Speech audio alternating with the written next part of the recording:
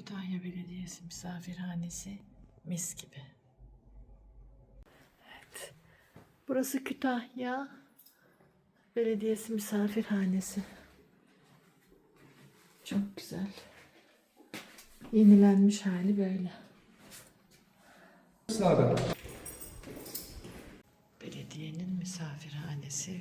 Burası da henüz yenilenmemiş olan odası.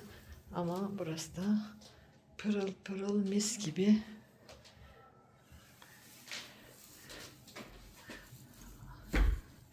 Tertemiz. Ellerine sağlık.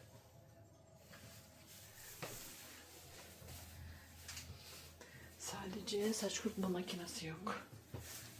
Saçınızı kurutmak zorundaysanız yanınızda olması lazım. Burada halı saha